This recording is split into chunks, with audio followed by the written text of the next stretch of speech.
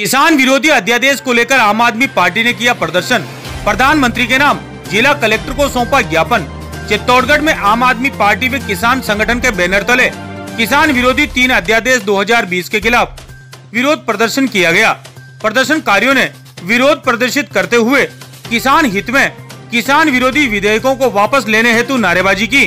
आम आदमी पार्टी कार्यकर्ताओं वे किसान संघ कृषि उपज व्यापार और वाणिज्य संवर्धन व सुविधा अध्यादेश 2020, मूल्य आश्वासन और कृषि सेवा पर किसान सशक्तिकरण और संरक्षण समझौता अध्यादेश 2020, आवश्यक वस्तु संशोधन अध्यादेश 2020 को रद्द करने हेतु जिला कलेक्टर के मार्फत प्रधानमंत्री के नाम ज्ञापन सौंपा।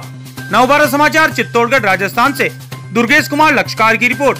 कानून किसानों के कानून आंखों में पास करो, किसानों के कानून पास करो, किसानों के कानून पास करो, किसानों के कानून पास करो, विदेशी आयात बंद करो। अनिल सुखवाल। अनिल जी, देश भर में किसानों के कानून को लेकर विरोध हो रहा है। ठीक है, देश भर में जो है जितने भी संगठन हैं वो ज्ञापन दे रहे हैं और सरकार के विपक्ष में लगे हुए हैं।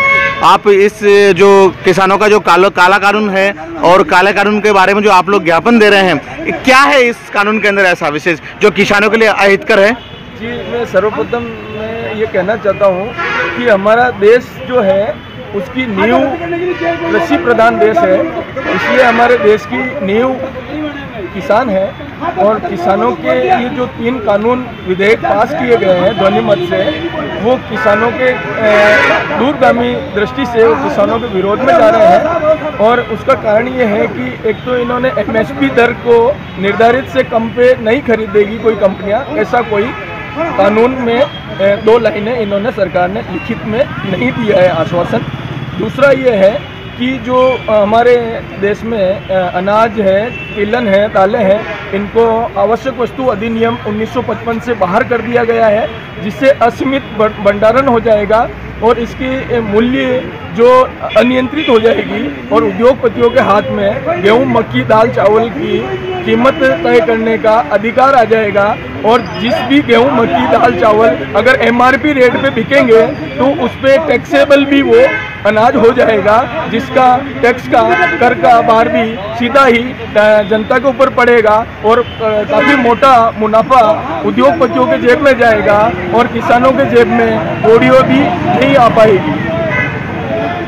और तीसरा ये है कि जो ये कानून 1960 के दशक में अमेरिका, यूरोप जैसे कई देशों में लागू होकर फेल हो चुका है। सिर्फ उन देशों में अभी किसान इसलिए जीवित बचा पड़ा है क्योंकि वो सरकारें देश के किसानों को सब्सिडी देती है, लेकिन ऐसा प्रावधान हमारे इन 3 कानूनों में नहीं रखा गया है। इसलिए हमारे देश की जनता और किसान का दीर्घकालीन समय में मरना और गरीब होना तय है। और अंबानी अडानी ने जो कानून पास होने से पहले ही पंजाब और हरियाणा में 1000 से अधिक बहुत बड़े बड़े वेयर हाउस बना दिए। तो मैं ये जानना चाहता हूँ कि हमारा देश के कोई भी कानून, नोटबंदी से लेकर ये कृषि विधेयक कानून जैसे महत्वपूर्ण कानून अंबानी अडानी को पहले कैसे पता चल जाता है? कानून विधेयक बाद में पास होते हैं और अंबानी अडानी का निर्माण पहले बनकर तैयार हो जाता है। तो ये वेयर हाउस बनना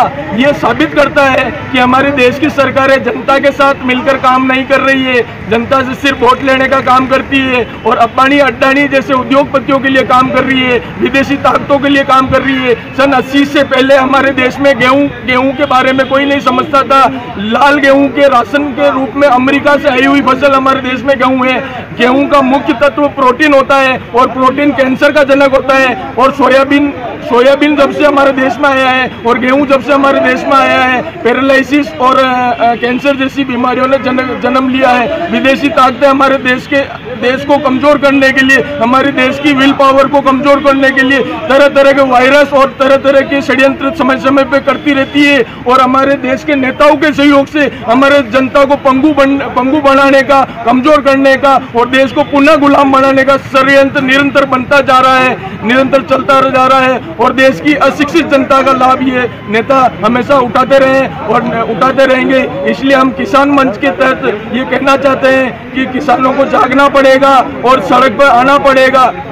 जय हिंद, जय भारत। और कैंसर जैसी बीमारियों ने जन्म लिया है। विदेशी ताकतें हमारे देश को कमज़ोर करने के लिए, हमारे देश की विल पावर को कमज़ोर करने के लिए तरह तरह के वायरस और तरह तरह के षड्यंत्र समय समय पे करती रहती है। और हमारे देश के नेताओं के सहयोग से हमारे जनता को पंगु बनाने का, कमज़ोर करने का और देश को पुनः गुलाम बनाने का षड्यंत्र निरंतर बनता जा रहा है, निरंतर चलता जा रहा है। और देश की अशिक्षित जनता का लाभ ये नेता हमेशा उठाते रहे और उठाते रहेंगे। इसलिए हम किसान मंच के तहत ये कहना चाहते हैं कि किसानों को जागना पड़ेगा और सड़क पर आना पड़ेगा।